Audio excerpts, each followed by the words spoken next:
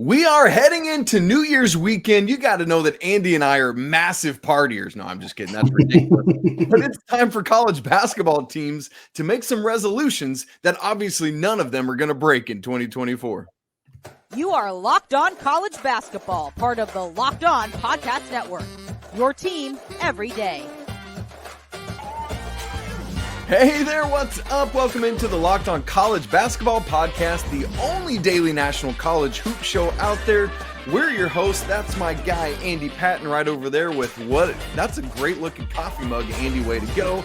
I'm Isaac Schade. We're so glad to be with you today. If you'd like to be a bigger part of our community, come join the Locked On College Basketball Discord, where we're talking college hoops all day long, all the time. Link to that is in the show notes. Speaking of this show, it's brought to you by Game Time.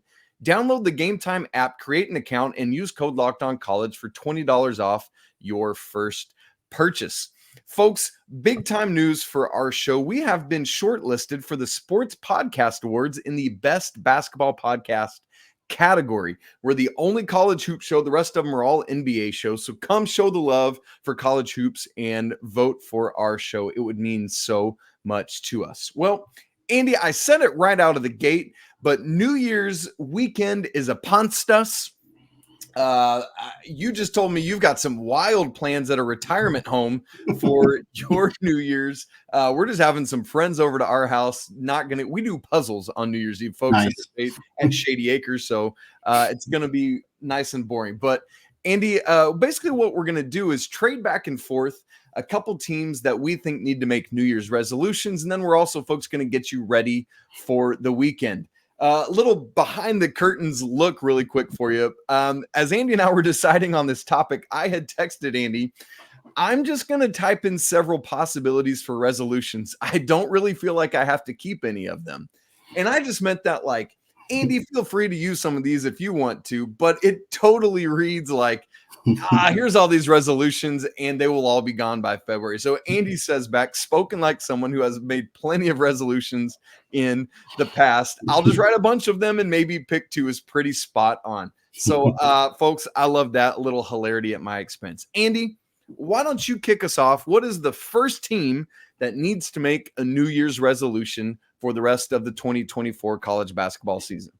Yeah, I'm taking the USC Trojans, and I tried to make my resolutions sound somewhat similar to kind of generic New Year's resolutions that you might see people make, like taking better care of things, taking better care of your possessions. And in this case, for USC, it's pretty simple. They need to take better care of the basketball. That's right. The biggest issue for this team, on a team that has frankly showed quite a few issues so far this season, they have not lived up nearly to the expectations. I think one of the biggest disappointments in college basketball this season, although probably not even the biggest disappointment in their own conference, thanks to UCLA's significant struggles this year. But for USC, currently, as we're recording this, they are 290th in the country at KenPom at non-steal turnover percentage. A pretty basic stat. How often are they turning the basketball over when it's not getting directly taken away from them? There are only 3 Power 6 teams that are worse at this metric than USC. Again, as we're recording this, those are Cal, Notre Dame, and DePaul. Where's Louisville? Why aren't they on that list? I know, shockingly, they're not on this list. They're probably just getting bad shots up too early to actually turn the basketball over. But regardless, you don't want to be in a conversation with Cal, Notre Dame, and DePaul. That is not a good spot to be. For USC, the culprit is pretty obvious. It's Isaiah Collier. He's fallen under a lot of criticism for this. In the first couple weeks of the season, his turnover numbers were over 5 per game. The expectation was always that that's going to come down as the year goes on, as he gets more comfortable, et cetera, et cetera. And it has a little bit, 4.1 turnovers per game right now as we're recording, compared to only 4.3 assists. But at the end of the day, Collier he's turning the ball over too much, and it's really curbing this USC's team's ability to get good looks, to not allow the other team to get out in transition. And it's been a huge drag for a program that had really high expectations this year. And for a variety of reasons, not just this, have not met those expectations. Andy, that's nuts. I mean, if you're Andy Enfield, what do you do with this? Do you like give the ball to somebody else? Like, hey, Boogie, we want you on ball more. Hey, little Bronny guy, like, let's get you some more ball handle. Like, I feel like you got to try something here. You can't just keep doing what you're doing. That's the definition of insanity, right? So like if you're Andy Enfield, how would you handle this, Andy, Patton? Yeah. I think you got to try Bronny more on ball. I think that's the solution. He's only played 3 games. He's averaging 1.3 turnovers per game, which just means he has 4 turnovers in 3 games. It's too small of a sample to really know, but Bronny was kind of lauded for his high basketball IQ, like for his, he's kind of more of an undersized 2, I think. And I think certainly his expectation was that he would play more off the ball because Collier is going to be the primary point guard. But I think you got to kind of try it. You could certainly try Boogie there. He only turns the ball over 1.6 times per game, which for a guy with the ball in his hands as often as Boogie has the ball, that's pretty good. Yeah. Johnson is also kind of a bit of a problem for them. He's turning the ball over about twice per game, but he's not a point guard. I don't really think Boogie is either, but maybe that's what you try. Maybe you just kind of ride it out with Isaiah. I mean, he's so talented. His ability to get to the rim is unprecedented, but the shot hasn't really been there. The distribution facilitation skills, I think, are there at times. I think they'll be better in the NBA when he plays in a league with more spacing and less kind of less bunched up the way that the college basketball is. But I'm not sure there's an obvious solution. You can't play Collier less, and I don't think they're going to slide him off the ball dramatically more, but perhaps a few more possessions where Bronny's the primary ball handler, Collier's playing the 2. Maybe that could work for him, but I think the best thing is to just figure out what you can do to help Collier get better at this, because he's not only hurting USC, but he's hurting his draft stock too. Well, and I was going to suggest, hey, maybe just turn it over more on steals, like make the other team take it from you. But I was just looking at their total turnover percentage. It's not that much better, Andy. It's double the so literally half of their turnovers are steals, half are unforced errors. Let's call it that. But they're 241st in the nation in turnover percentage in general. So that doesn't get much better. So they got to figure something out. Andy, let's switch to my first team, if and we can, and that is the Creighton Blue Jays. I kind of wrote mine up almost like a governmental resolution. We resolved that we will score 70 points and shoot 30% from 3 or more in every game. Andy, here's why. Greg McDermott's team, I think we can both recognize, has an absolutely electric offense. But there are 2, to me, very clear demarcation lines between their wins and losses. One of these we've already talked about is just the number of total points they scored. And I know that seems basic, but Andy, one of the central tenets of basketball is that in order to win, you have to put the ball in the basket more times than your opponent. Really? Yeah, it's this bonkers new thing they've come up with. They actually found some old documentation from Dr. Naismith, and I had to put some lemon juice on. No, it was a whole thing. But for Creighton, in their 9 wins, they've scored 79 or more points in every one of them. Here are their point totals in their 3 losses: 48 against Colorado State, 64 against UNLV, 66 against Villanova. So there you go. Just score 80 or more points and you win. Here's the other thing. Here's the demarcation in the 3-point shooting in those games. In their 3 losses, sensing a theme here: 20.7%, 27.6%, 20.8%. In their 9 wins, 47, 42, 34, 35, 51, 52, 35, 48, 33. So Andy, all Creighton has to do is shoot better from outside. And I know that seems silly, like, oh, just stretch Armstrong out there and do it. But in their 9 wins, the lowest they've shot from 3 is 33%. In their 3 losses, the best they've shot from 3 is 27. There you go. Score 80, you win. Make 30% of your threes, you win.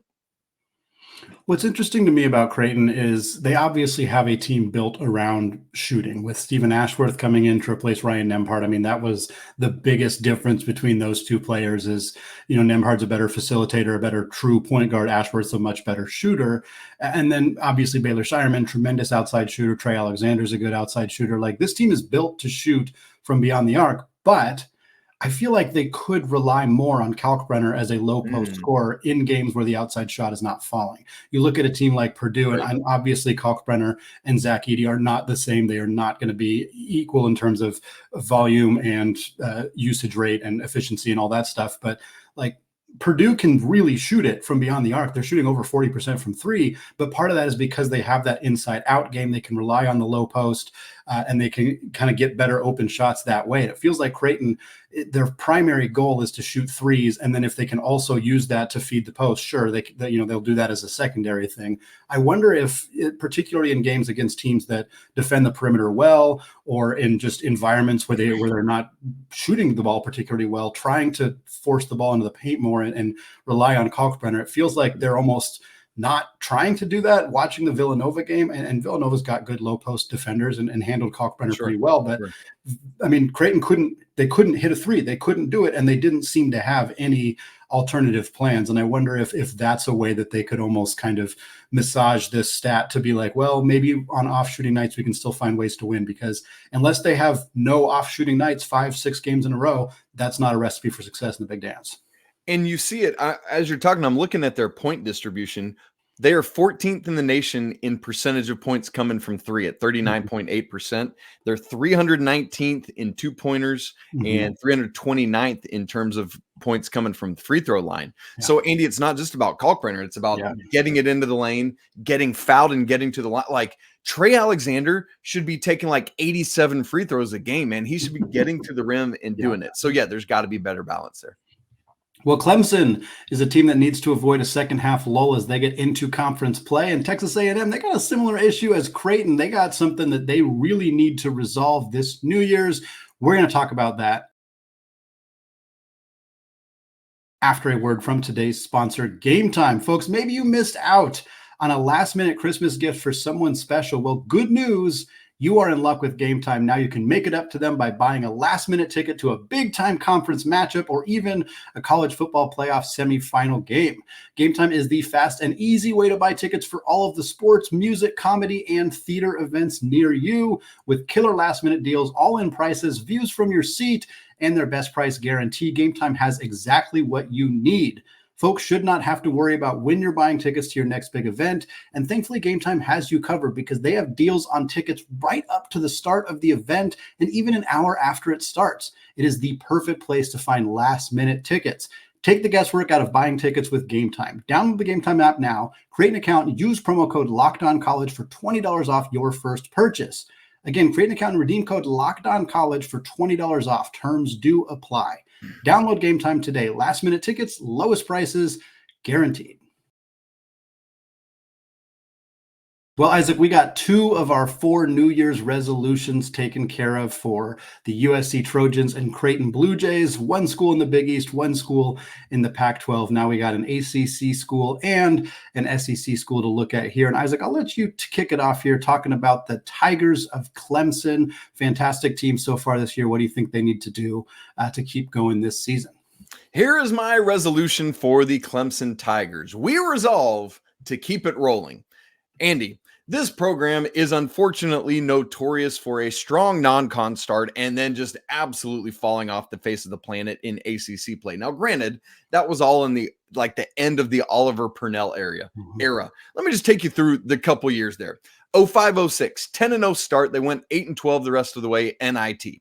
06-07, this is the worst of it. They started 17-0, 3-0 in ACC play, then went 4-10 the rest of the way, made the NIT. 07-8, 10-0, fell to a 5 seed, lost in the first round of the NCAA tournament. 08-09, started 16-0, ending up falling to a 7 seed, lost in the first round of the NCAA tournament. I mean, it's just brutal. Even under Brad Brownell, they've only made the tournament 3 times, Andy, in just 6 times in the 2000s in total, and not since 2021. This is a year, like so many of those, to be fair, were about bad non-conference scheduling. They just had weak non-conference scheduling. This year, they've played a good schedule. They have legit dudes. I mean, PJ Hall right now has to be like top 3 of your thoughtfulness for ACC Player of the Year consideration. 20.8 points, 6.8 boards, 2.4 assists. Joe Girard has been a godsend coming over from Syracuse, and obviously Chase Hunter keeps on rolling as the 3rd leading scorer. That top 3 is great. To me, the unsung hero is maybe Ian Schifflin, who's averaging just shy of a double-double, 8.6 points, 9.4 assists. And I think this is Brad Brownell's best opportunity to really make some postseason noise And Andy, not just that, but regular season noise, because while the ACC is strong, this is not, at least right now, an elite Duke team. I know that North Carolina is right now in the top 10. I'm not sure they're necessarily worthy of that right now. Miami hasn't been what they probably should be, and neither is Virginia. So, so much of the bracketology I've looked at lately at different sites, they right now have Clemson as their pick for the automatic qualifier. Mm-hmm. Andy, I think this is the team to do it, but they got to prove it. Yeah, they absolutely have to prove it. And I think to your point about the scheduling, I think that's a huge part of this conversation, and a huge credit to Brad Brownell for being willing to play good teams in the non-conference. I mean, they only have one loss on the season. Of course, it was that 2-point loss to Memphis, but this is not the same as those teams in the late 2000s who weren't playing quality opponents. Right now, Clemson, they have 2 non-conference games so far that are against teams outside the top 150 in KenPom. Everybody else is a top 150 KenPom team. Everybody else, or I guess 166, UAB's 166. Everybody else in that conversation, they have wins over Boise State, they have win over Alabama, win over Pitt, win over Pitt, I guess is a conference game, but win over South Carolina. Like this TCU, this is a team that has played good quality opponents. They have beat good quality opponents. They are deep and they are experienced. I think the experience is a huge part of this conversation. PJ Hall has been here for multiple years. He is an absolute star. He's one of, if not the very best player in the ACC. He is in that conversation. Joe Girard is a transfer. He's new to the program. He's not new to the conference.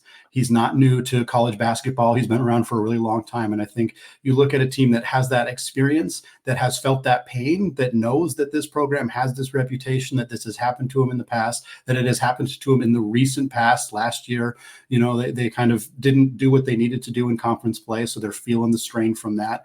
And I think that this is the right recipe for Clemson to do what they need to do. They're not going to go undefeated in the ACC, I don't think. I would be quite surprised if they were able to do that. But, you take some losses on the road at Duke, maybe on the road at Carolina, maybe you drop one of those games to Virginia or Miami. But if you win the rest of your games, and if you just continue to grow and learn and don't let a loss spiral into a second loss and a third loss and a fourth loss, or losing 4 out of 6 or whatever it may be, if you can avoid those kind of slides, this is a team that could come into the NCAA tournament with a really favorable seed, one of the highest in school history. And not only that, they might be equipped to really make some noise. I love it. And that you talked about that non-conference strength of schedule. It's 49th right now at KenPom. They're going to be tested early in ACC play, traveled to Miami on January 3rd and home against UNC on January 6th. So we'll find out more with that. Well, the team that I wanted to give another resolution for here is Texas A&M. And the resolution is one that I've had personally on my list in the past: get outside more. And for A&M specifically, this means shoot more three-pointers, or I guess more specifically, make more three-pointers, because they're not good at that. One of the worst in college basketball right now as we record this, 28.6% as a team. Man. From three. They are under 29% from beyond the arc as an entire team, 320th at KenPom, again, among the worst Power 6 programs in the country at shooting the rock from beyond the arc. They're making about 7 per game. They're attempting about 24.5 per game. So again, the answer may not be take more threes. In fact, the answer may be take less threes if that's what they need to do. But they need to find a way to bump that percentage. They need to find a way to not be giving up as many points by not being able to knock down these outside shots. And it starts with Wade Taylor. Wade Taylor's this team's leading scorer. He's their best player. He's, a guy who has aspirations of being SEC Player of the Year. He's probably still in that conversation, but not at the, he was kind of a preseason favorite. I'm not sure he's quite there now. And part of that is because he's not knocking down his outside shots. He was 35.5% last year on 6 attempts per game. This year, he's up to a little over 7 attempts per game, but his percentage has dropped to 28.7. Basically the same percentage as the team is the percentage that Wade Taylor is shooting. And you've got to hope that there's some positive regression coming for him as a guy who was much better in this area last season. But it's not just him. Illinois Chicago transfer Jace Carter shot 38% as a freshman at UIC, shot 30% as a sophomore last year with them, came over to Texas A&M, is now shooting over 4 per game, but knocking him down at just 21%.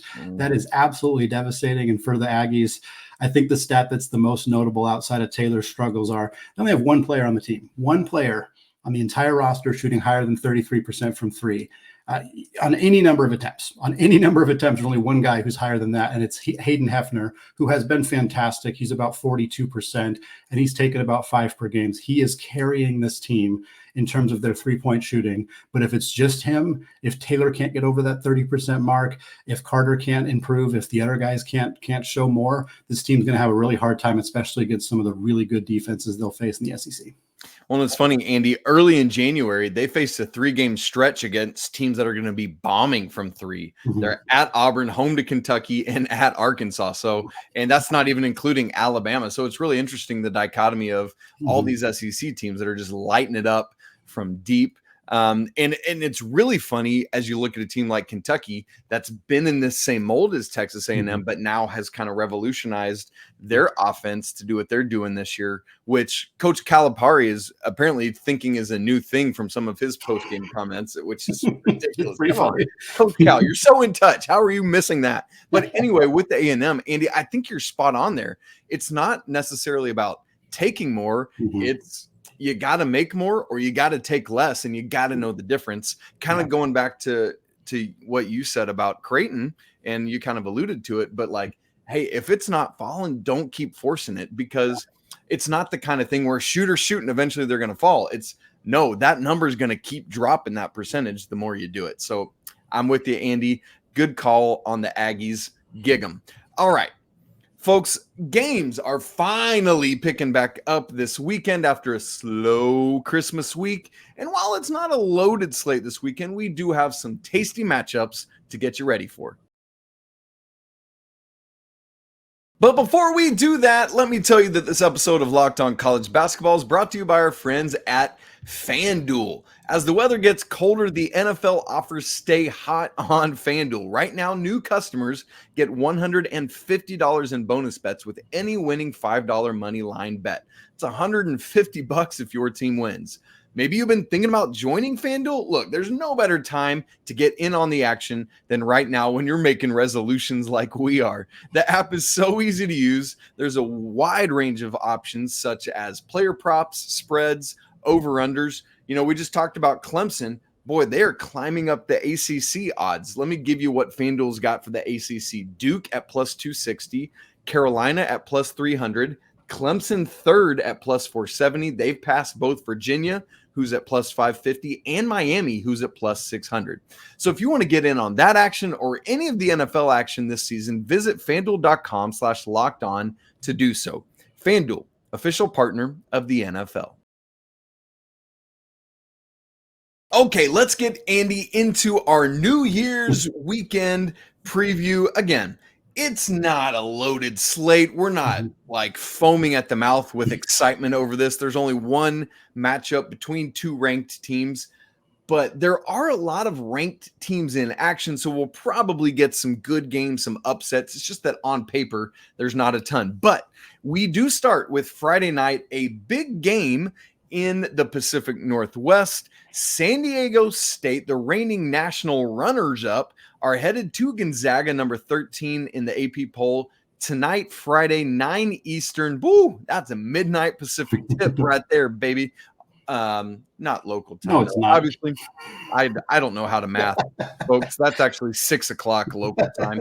ESPN2, Ken Palm has this game, Gonzaga by 5. Andy, my New Year's resolution is to figure out how to use time zones gooder.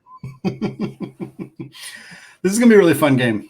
This is gonna be a really good one. I know it's not two ranked teams technically. San Diego State has kind of been flirting with being in the top 25. I haven't had them in mind for a while. They've had a lot of really close calls. I think they beat UC San Diego by 1 or 2. They went into overtime against Cal, I believe, or either they went into overtime against Cal or they beat them on a buzzer beater. I remember that. I think it was overtime. Yep. Yeah. So they've had like 3 games against teams that they shouldn't have any business being really close with, where they barely won. And it just kind of feels like they're right on the edge of dropping a game they shouldn't drop.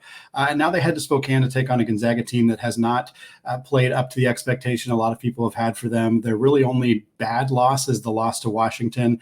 And that was a true road game. Washington is a good team. I don't think that loss is particularly problematic, but one of the issues Gonzaga has ran into this year is that their wins are not aging well. And we'll talk about it momentarily with the two LA schools in USC and UCLA, two teams that are two of the biggest fallers in college basketball right now. Those are two of Gonzaga's best wins. And it's very unfortunate that those two teams just are not stepping up. And for Gonzaga, their net ranking is pretty bad right now. And they have San Diego State, and then they have Kentucky in February, but the WCC is down. St. Mary's has not looked like a team, not nearly the team that people expected them to be. So for Gonzaga, this San Diego State game, it's important. I mean, it's critical, and it's a home game for them. And they rarely lose at the McCarthy Athletic Center. But one of the not that recent, but one of the last times they lost a non-conference game at the Kennel was to San Diego State, when they had a power forward at the time that nobody'd heard of named Kawhi Leonard.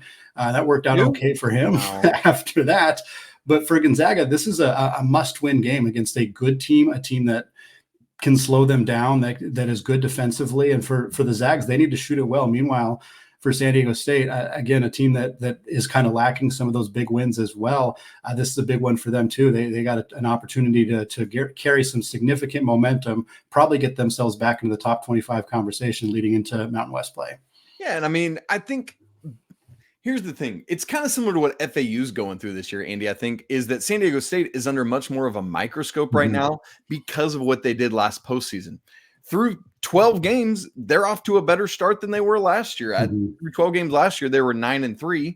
This year, they're 10-2. And so it's that thing of like, you and I said it back when FAU lost to Bryant, is like, just, I know they lost the game, but the fact that we're talking about them is the big deal. San Diego State's under this microscope. They're 30th at KenPom right now. I mean, it's not like they're falling off the face of the planet. This is going to be a good basketball game. Hopefully the Kennel will be jumping. I know students aren't necessarily obviously aren't back, so that could be a factor. Like how jumping is it? Line is -5, as we said, for the Zags. I wouldn't be surprised if they win but don't cover that, and San Diego State's right there in the mix at the end.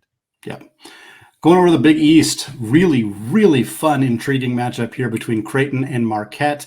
It is at Marquette. It is Saturday, 2 p.m. Eastern time, which means 11 a.m. Pacific time, not 5 p.m.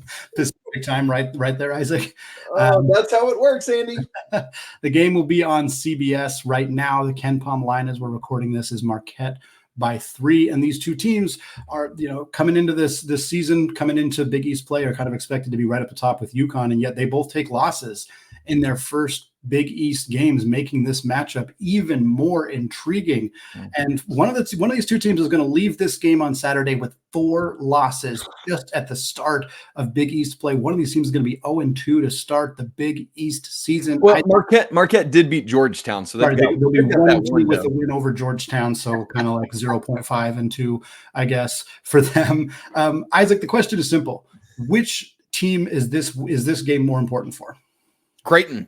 Creighton comes in having lost 2 of their last 3. Obviously, one was kind of a like semi away at UNLV, and then at home to Villanova, albeit in overtime last Wednesday. But Creighton, we just talked about them. The shooting, right, like in the scoring, have to be above 30% from 3, have to get to 80 points. But it's been 2 of the last 3 games that they have not done that. Now, obviously, sandwiched between that is a win over Alabama. That is a really good win. But they've got to show that they can play with Marquette. They've got to show that Kalkbrenner can go to work against Oso. I'm really interested to see how they decide to defend Tyler Kolek. I think that could be an interesting factor in this game. Like, can Ashworth do that? I don't know that he can. That might need to be Trey Alexander, but then that leaves them vulnerable elsewhere. So I think the ability to not stop Tyler Kolek, because you can't, but at least slow him down is very important for this game. Yeah, and to be fair, it's more important for Creighton. Creighton, I agree with you, but it's a bad loss for Marquette too. Like, not that Creighton is bad, but if Marquette loses, like, this puts Shaka Smart's team in a pretty precarious position. That's what makes this game so fun, is that somebody's going to come out of this with a loss that they really didn't want to take. Yeah, that's so true. Andy, let's keep going. Let's go back out west, actually. On Thursday night, these games will have already happened by the time you're listening to this, is UCLA will be at Oregon State, USC at Oregon. But then on Saturday, as you know, folks, in the Pac-12, we have these pairs that go play and flip-flop over the weekend. So on Saturday, UCLA at Oregon, USC at Oregon State. The LA schools, as Andy referenced earlier, have not lived up to things. USC hasn't lived up to it to a lesser degree. UCLA is just like flat. We don't even know what's going on there.